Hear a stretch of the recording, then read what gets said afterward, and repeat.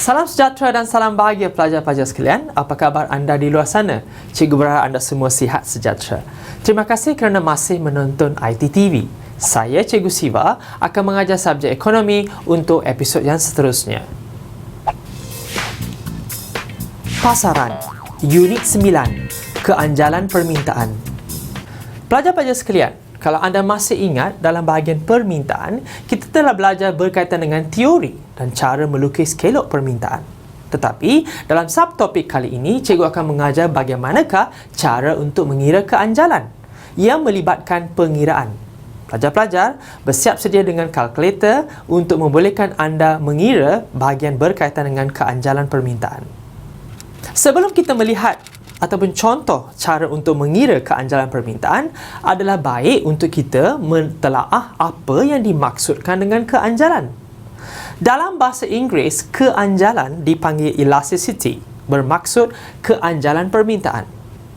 Keanjalan di sini bermaksud melihat tindak balas pada kuantiti kesan daripada perubahan harga.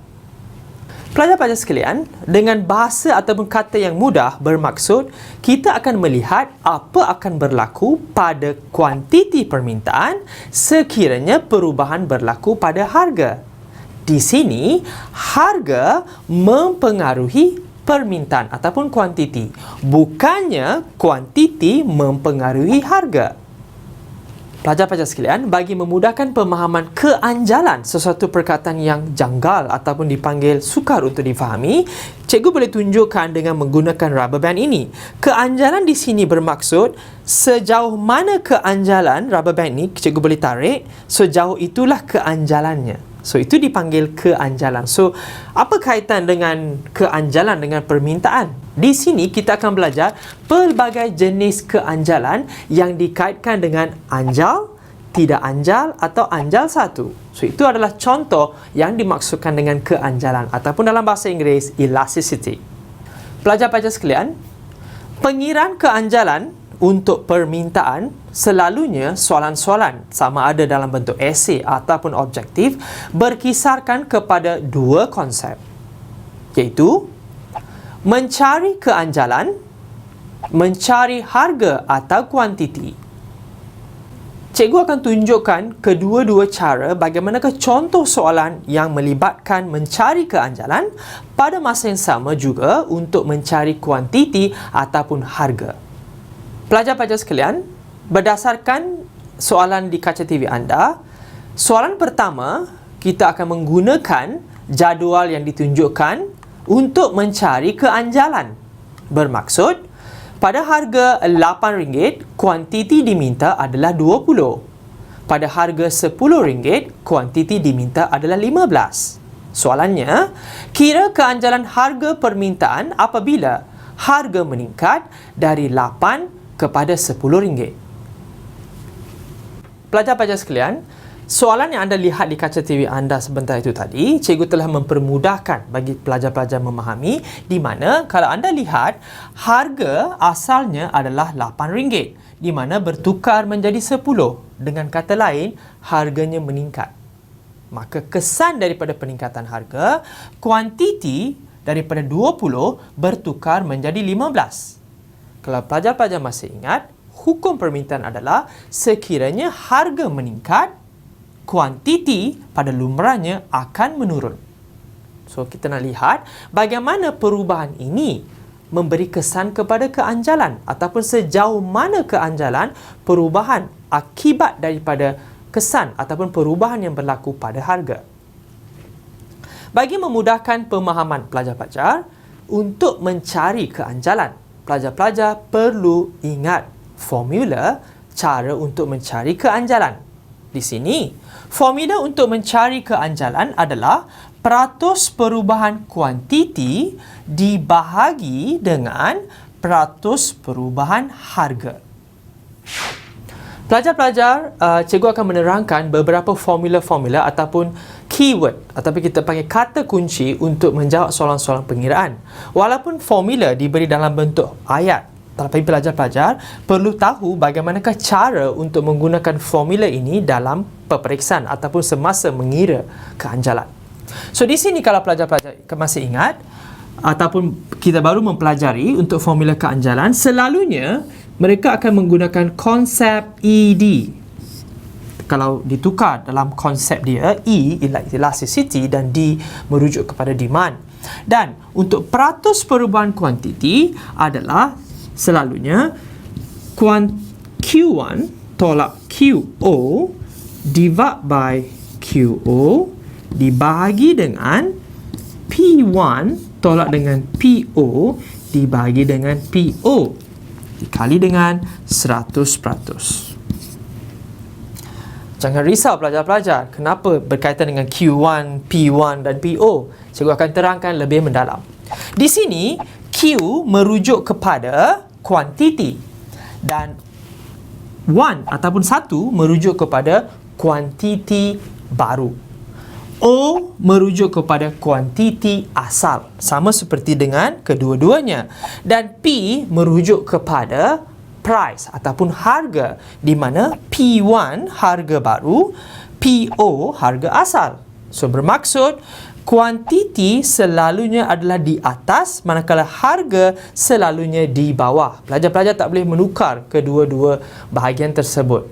Cara peletakan ataupun mengira mestilah kuantiti dibahagi dengan harga. Bagi memudahkan lagi proses pengiraan yang melibatkan angka, contohnya seperti angka sebegini diberi keempat-empat nilai, cikgu akan berikan lagi ataupun simplify formula mengira keanjalan, di mana pelajar-pelajar boleh menggunakan konsep ini dengan mengekalkan kuantiti asal. Cikgu akan tukarkannya, iaitu Q1 ditolak dengan QO dibahagi dengan QO. Cikgu kekalkan yang sama ya. Apa yang perubahan yang cikgu akan buatkan untuk soalan yang melibatkan mencari keanjalan? Pembawa ini cikgu akan bawa naik ke atas ataupun dengan konsep matematik dipanggil darab. Sekiranya pembawa ditukar formula menjadi darab, pelajar-pelajar perlu meletakkan PO di atas dibahagi dengan P1 ditolak dengan PO. Dengan kata lain, cikgu hanya menukar pembawa daripada bahagi dibawa ke atas, ditukarkan formula darab, PO ditukar di atas dan P1 ditolak dengan PO. Ini sebenarnya adalah satu konsep formula matematik untuk mendapatkan jawapan bagi melibatkan pengiraan kalau diberi keempat-empat angka tersebut. Pelajar-pelajar sekalian, sebelum cikgu menerangkan lebih mendalam cara pengiraan, mari kita lihat sekali lagi bagaimana cara untuk mengira. Pertama, pastikan anda ingat formula yang diberi. Kerana dalam peperiksaan, formula tidak akan diberi. Kuantiti baru ditolak dengan kuantiti asal, dibahagi dengan kuantiti asal. Cikgu bawa naik ke atas. Dan pembawahnya, harga asal dibahagi dengan harga baru, tolak dengan harga asal. Maka inilah formula yang pelajar-pelajar perlu ingat untuk melibatkan pengiraan bagi soalan-soalan mencari keanjalan sekiranya keempat-empat nilai diberi. Pelajar-pelajar sekalian, cikgu telah terangkan bagaimana ataupun formula untuk mencari keanjalan. Sekarang, pelajar-pelajar perlu imbas kembali contoh soalan yang sedang dilihat di kaca TV anda, bagaimana cara untuk mengaplikasikan soalan tersebut dengan formula yang diberi. Kalau pelajar-pelajar masih ingat, kuantiti baru di sini merujuk kepada 20 bertukar menjadi 15. 15 merupakan Q1 ataupun kuantiti baru. Maka 20 merupakan QO. Sama seperti untuk harga, pelajar-pelajar sekalian perlu mengadaptasikan ataupun mengaplikasikan konsep PO dan P1, di mana 8 kepada 10, 10 adalah P1, manakala 8 adalah PO. Maka, setelah mengenal pasti PO dan P1, sekarang pelajar-pelajar boleh mengadaptasikan ataupun kita panggil aplikasi dengan mengisi bahagian-bahagian untuk yang telah cikgu tunjukkan di atas itu tadi. Bermaksud Q1 adalah 15 ditolak dengan 20 dibahagi dengan QO 20 dikali dengan PO 8 dibahagi dengan P1 10 ditolak dengan 8. Bermaksud, ini adalah bagaimana cara untuk mengadaptasikan ataupun menggunakan jawapan-jawapan ataupun perubahan yang telah cikgu tunjukkan untuk memastikan anda boleh meneruskan pengiraan. Pelajar-pelajar sekalian, sebagai maklumat kepada pelajar-pelajar, untuk subjek ekonomi, kita ataupun pelajar-pelajar dibenarkan untuk menggunakan kalkulator ataupun kalkulator saintifik ataupun kalkulator biasa. Sudah pasti anda dibenarkan untuk menggunakan kalkulator. So, dengan menggunakan kalkulator, cikgu nak selesaikan soalan ini di mana 15 ditolak dengan 20 adalah negatif 5 dibahagi dengan 20 dan dikali dengan 8 dibahagi dengan 10 tolak 82. Pelajar-pelajar sekalian, untuk bahagian permintaan, nilai negatif di sini anda boleh abaikan. Kerana pengiraan tidak melibatkan nilai negatif. Dengan kata lain, walaupun jawapannya bernilai negatif, tetapi anda boleh abaikan di sini. Saya faham dalam matematik, nilai negatif ini membawa makna yang sangat besar. Tetapi untuk pengiraan, dalam permintaan, kita boleh abaikan nilai tersebut. Maka, sekali lagi, kita selesaikan ataupun langkah yang ketiga, iaitu formula, penyelesaian dan penyelesaian yang kedua. Maka, kita akan selesaikan bahagian ini. Selalunya dalam titik perpuluhan ataupun nilai bundar. 5 dibahagi dengan 20. Nilainya adalah 0.25. Dikali dengan 8 dibagi dengan 2, anda akan mendapat nilai 4. Maka di sini 0.25 dikali dengan 4, anda akan mendapat nilai 1. Bermaksud, untuk soalan yang telah diberikan di sini, nilai keanjalan adalah 1.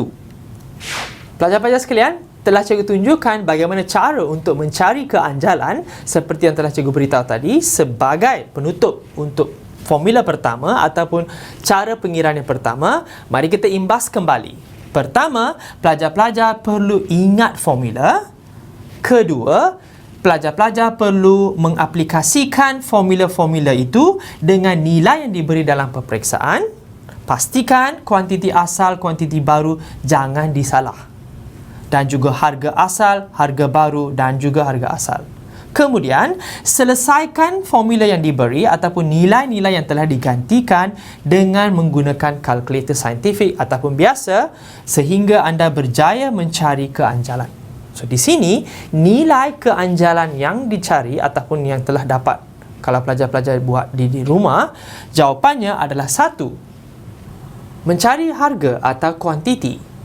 Pelajar-pelajar sekalian, apa yang anda lihat di kaca TV anda adalah contoh soalan pengiraan keanjalan cara kedua, di mana mencari harga atau kuantiti berbanding dengan mencari keanjalan. Apa yang anda lihat di kaca TV anda, pelajar-pelajar, keanjalan telah diberi, di mana 0.5. Apakah nilai kuantiti baru apabila harga menurun daripada RM5 kepada RM3? Pelajar-pelajar sekalian, soalan yang telah pelajar lihat di kaca TV tadi, cikgu telah tukarkan dalam bentuk konsep yang lebih mudah difahami, membolehkan pelajar-pelajar mengira dengan cara kedua. Di mana, kalau kita lihat di sini, berlaku cara mengenal pasti nilai X. Tidak semestinya dalam soalan pelajar-pelajar perlu mencari X. Kemungkinan soalan-soalan juga mengendaki pelajar-pelajar mencari nilai X di sini, atau di sini, ataupun di sini. Tetapi, mana-mana nilai yang disuruh dicari, sama ada untuk harga ataupun kuantiti, formula yang cikgu akan ajar sekarang sama sahaja. Tapi untuk memudahkan pelajar-pelajar memahami, cikgu pada kali ini menggunakan konsep mencari kuantiti X. Maka, kalau pelajar-pelajar masih ingat, formula untuk mencari adalah peratus perubahan kuantiti dibahagi dengan peratus perubahan harga. Ataupun cikgu gunakan singkatan di sini HG kerana formula tidak diberi markah berdasarkan kepada apa yang anda faham.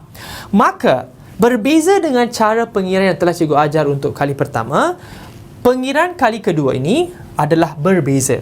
Anda tidak boleh menggunakan formula ini, di mana formula ini hanya untuk mengira keanjalan sekiranya keempat-empat nilai diberi. Dengan kata lain, anda boleh menggunakan formula yang ini sekiranya salah satu nilai tidak diberi. Maka, bagi memudahkan lagi proses pengiraan, di sini cikgu gunakan singkatan selalunya peratus perubahan kuantiti dibahagi dengan peratus perubahan harga. So, ingat pelajar-pelajar, singkatan dalam ekonomi selalunya kita banyak menggunakan singkatan-singkatan bagi memudahkan pemahaman. So, di sini tanda ini merujuk kepada perubahan, tetapi cikgu tidak menukar harga dan kuantiti, iaitu kuantiti di atas dan harga di bawah. Maka di sini pelajar-pelajar perlu tanya, bahagian mana yang pelajar-pelajar boleh cari? Di sini kalau anda lihat, kuantiti sudah pasti sukar dicari kerana bernilai X. Tetapi yang pasti bahagian harga anda boleh mencari kerana kalau anda ingat 5 kepada 3 bermaksud 3 adalah P1, 5 adalah PO. Maka sudah pasti untuk Q kita berikan nilai X. Tetapi dalam soalan ini kalau anda masih ingat, nilai keanjalan telah diberi, iaitu 0.5 dibagi dengan P1 tolak PO dibagi dengan PO kali dengan 100. Bermaksud nilainya adalah 0.5. Di sini nilai 0.5 telah dicari. Apa yang pelajar-pelajar perlu mencari adalah apakah nilai X untuk sini. Maka langkah pertama, selesaikan bahagian ini, iaitu dengan menggantikan nilai-nilai ini ke bahagian formula ini. So di sini P1 bertindak sebagai 3 ditolak dengan 5 dibagi dengan PO di sini adalah 5 dikali dengan 100%. Maka dengan menggunakan kalkulator, pelajar-pelajar boleh menyelesaikan soalan ini. Bermaksud 3 ditolak dengan 5 dibagi dengan 5 dikali dengan 100, anda akan mendapat 40%. So, sebagai memudahkan prosesnya, cikgu naikkan ke atas. X dibagi dengan 40% sama dengan 0.5. Apa yang kita boleh simpulkan pelajar-pelajar di sini? Perubahan yang berlaku pada harga adalah 40%. Itu singkatan yang kita boleh cari setakat ini. Tetapi belum selesai lagi ya pelajar-pelajar. Kita ataupun langkah untuk soalan ini mencari X. Maka nilai di sini untuk memudahkan pengiraan, cikgu menukarnya kepada X dibagi dengan 0.4 kali dengan ataupun 0.5 kali di sini kita gunakan sama. Sebenarnya cikgu akan buat pendarapan, tetapi adalah baik untuk menggunakan konsep yang sama. Maka dengan menggunakan kalkulator kita mencari nilai tersebut. Di sini, apakah nilai X jika dibahagi dengan 0.4, anda akan mendapat nilai 0.5. Dalam matematik, selalunya kita akan mendarabkan konsep dia. Cikgu tunjukkan macam sini so pelajar-pelajar lebih faham. So, maka jawapan untuk X ini anda akan dapat 0.2. So, 0.2 dibagi 0.4, anda perlu mendapat jawapan 0.5. Selalunya pelajar-pelajar, cikgu selalu menggalakkan kira kembali. Kita panggil cross-check jawapan anda. Pastikan jawapan yang anda dapat ni perlu dapat 0.5. Sekali lagi, cikgu nak pastikan jawapan cikgu betul. Cikgu bahagi 0.2 dibagi dengan 0.4. Yes, jawapannya 0.5. Bermaksud di sini nilai X adalah 0.2 bermaksud 20%. So, kita sudah mendapat hampir jawapannya iaitu 20%. Tetapi itu bukan jawapannya lagi pelajar-pelajar. Pelajar-pelajar sekalian, apabila anda telah mengetahui perubahan di sini adalah 20%, perubahan di sini adalah 40%, jawapannya anda akan mendapat kembali 0.5. Tetapi, adakah anda perlu tambah 20% atau tolak 20% untuk mencari nilai X? Imbas kembali apa yang telah pelajar belajar dalam permintaan. Di mana sekiranya harga turun, kuantiti sudah pasti meningkat. Di mana pelajar? Peningkatan harga membawa penurunan kuantiti permintaan. Ini imbas kembali ya pelajar-pelajar. Untuk soalan ini, harganya telah turun. Bermaksud, permintaan sudah pasti akan meningkat. Memandangkan anda telah tahu ia akan meningkat, di sini anda perlu membuat 100 dikali dengan 0.2. Cikgu selalu gunakan konsep titik perpuluhan memudahkan pengiraan. Di mana kalau kita ambil 100 ini dikali dengan 0.2, anda akan mendapat nilai 20. So di sini 20, apa yang perlu anda buat sebagai langkah terakhir? 100 dicampur dengan 20. Maka nilai X adalah 120. Pelajar-pelajar sekalian, di peringkat akhir ini, tambah ataupun tolak bergantung kepada soalan yang diberi. Sebab itu telah cikgu berikan formula ataupun pengiraan ataupun kita panggil imbas kembali hukum permintaan. Memandangkan harganya telah turun, maka sudah pasti nilainya mestilah lebih daripada 100. Sebab itu, kita perlu menambahkannya. Berapa banyak kita perlu tambah? Sebab itulah kita sudah tahu pertambahan yang berlaku adalah 20%. Maka nilai ini ditambah dengan 20 apabila kita membuat pengiraan, maka nilai X di sini akan menjadi 120. Tetapi sekiranya harga meningkat, sudah pasti di sini pelajar-pelajar perlu menolak 20. Sebab dalam hukum permintaan, harga naik, kuantiti turun. Pelajar-pelajar sekalian, langkah kedua ataupun contoh pengiraan kedua telah cikgu tunjukkan. Sebagai penutup, imbas kembali apakah cara untuk mengira ataupun mencari harga atau kuantiti. Langkah pertama, pastikan anda ingat formula, di mana nilai ini akan ditukar kepada yang ini, iaitu pastikan anda letakkan nilai X pada harga ataupun kuantiti yang tidak diberi. Di mana untuk soalan ini, harga dapat dikenal pasti. Maka cikgu gunakan kembali formula yang telah cikgu ajar sebelum ini untuk mencari harga. Maka nilai yang akan dapat adalah X dibagi dengan 40%. Merujuk kepada formula yang telah anda gunakan. Maka 40% juga digunakan sebagai 0.4. Di mana nilai 0.5 telah diberi untuk soalan ini. Maka 0.5 digantikan ataupun 0.4 di sini cos X adalah 0.2. Apabila anda mendarabkan secara silang, anda akan mendapat 0.2 bermaksud 20%. Perubahan di sini 20%, perubahan di sini 40%. Maka dengan menggunakan konsep hukum permintaan, harga turun, kuantiti meningkat. Di sini, anda akan mendapat nilai 20 dicampur dengan 20, maka nilai X adalah 120. Dengan contoh pengiraan itu tadi pelajar-pelajar, cikgu sangat berharap anda memahami dua cara pengiraan yang telah cikgu tunjukkan untuk mencari keanjalan. Pelajar-pelajar sekalian, telah cikgu tunjukkan cara pengiraan mencari keanjalan.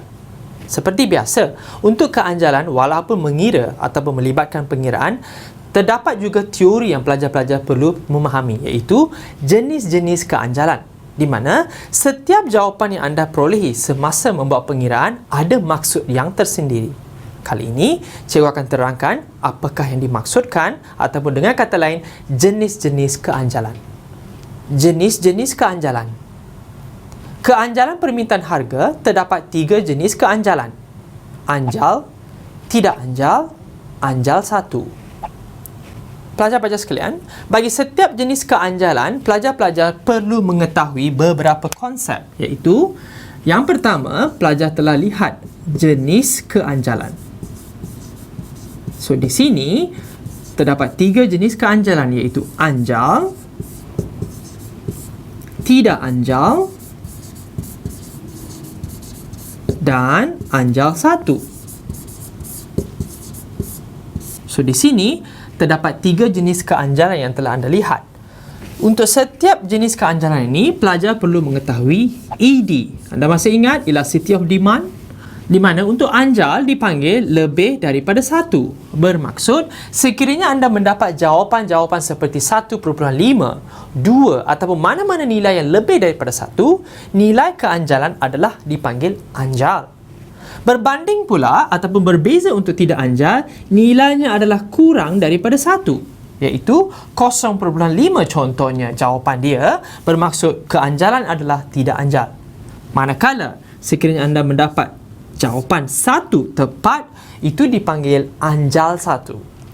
Dan seterusnya, apa yang pelajar-pelajar perlu huraikan mana-mana jenis keanjalan adalah peratus perubahan. Cikgu akan gunakan singkatan-singkatan ini. Sudah pasti pelajar-pelajar anda telah memahami singkatan ini sebelum ini. Telah cikgu terangkannya. Di sini bermaksud sekiranya anjal dimanakan lebih daripada 1, bermaksud peratus perubahan kuantiti lebih besar daripada peratus perubahan harga. Manakala tidak anjal sama peratus perubahan kuantiti lebih kecil daripada peratus perubahan harga. Dan yang terakhir, sama dengan 1, peratus perubahan kuantiti sama dengan peratus perubahan harga. So, di sini, inilah konsep yang ketiga pelajar-pelajar perlu tahu untuk jenis keanjalan. Selalunya, keanjalan ini dikaitkan dengan jenis barang. Sebagai contoh, untuk barang anjal, jenis barang selalu dikaitkan dengan barang mewah. Kenapa ya dipanggil barang mewah? Kerana sekiranya berlaku peningkatan harga sebanyak 20% contohnya, kuantiti sudah pasti akan menurun dengan banyak. Ini kerana barang mewah mempunyai banyak barang pengganti. Kerana itulah peningkatan pada harga untuk barang anjal membawa perubahan yang sangat besar pada kuantitinya. Sekiranya untuk barang tidak anjal di sini selalunya kita merujuk kepada barang mesti. Apa yang contoh-contoh barang mesti adalah pelajar-pelajar barang-barang keperluan harian seperti petrol sebagai contoh, ataupun kita boleh gunakan dengan barang-barang beras seperti yang merupakan barang mesti. Di mana sekiranya berlaku peningkatan harga sebanyak 20%, sudah pasti permintaan akan menurun. Tetapi penurunan pada kuantiti adalah lebih kecil, ataupun dengan kata lain lebih kecil daripada nilai perubahan kuantiti. Sebab itulah harga selalunya boleh dinaikkan sebanyak 20%, tetapi kuantiti akan turun tetapi kurang dari 20%. Dan yang terakhir, selalunya barang-barang biasa tidak membawa apa-apa perubahan seperti kerusi, meja, di mana anjal 1 adalah di mana harga banyak tidak mempengaruhi bahagian barang yang berkaitan dengan barang biasa. So, pelajar-pelajar, apa yang perlu anda tahu adalah ED, peratus perubahan, jenis barang. Dan sebagai tambahan, pelajar-pelajar perlu tahu, seperti yang telah cikgu huraikan tadi, ingat, untuk barang-barang yang anjal, sekiranya seseorang pengeluar ingin mahu meningkatkan jumlah hasilnya, beliau ataupun pengeluar tersebut perlulah menurunkan harga daripada meningkatkan harga. telah cikgu beritahu tadi, di mana barang-barang yang bersifat anjal ni ada banyak barang penggantinya. Sekiranya pengeluar itu meningkatkan harga, sudah pasti pengguna akan mencari barang pengganti yang lain. Berbeza pula dengan tidak anjal, di mana pengeluar boleh meningkatkan harga sekiranya pengeluar itu mahu meningkatkan nilai hasilnya ataupun jumlah keuntungan. Dan yang terakhir, anjal 1 selalunya tidak membuat apa-apa perubahan, kerana ia tidak akan memberi kesan kepada jumlah hasilnya kerana bersifat anjal. Pelajar-pelajar sekalian, itulah 3 contoh untuk jenis-jenis keanjalan. Pelajar-pelajar sekalian, telah pun kita sampai ke penghujung rancangan. Seperti biasa, cikgu telah sediakan 1 contoh untuk pelajar-pelajar boleh mencuba di rumah untuk mencari keanjalan. Kalau anda sudah bersedia, mari kita lihat contoh soalan tersebut.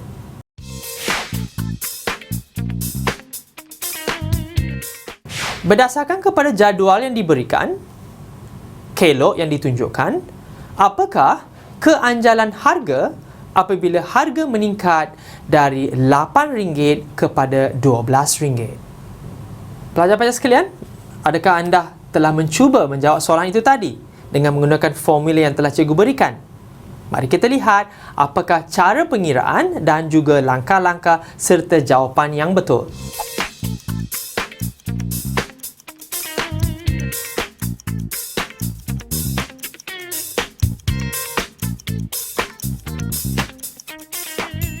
Kalau anda membuat jawapan yang betul atau jalan kira yang betul, jawapan untuk soalan yang diberikan adalah 1.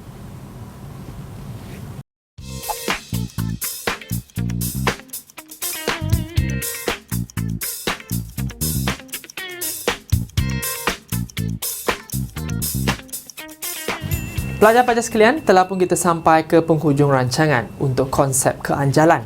Sementara kita berjumpa lagi pada episod yang akan datang. Salam ceria, salam bahagia dan jumpa lagi.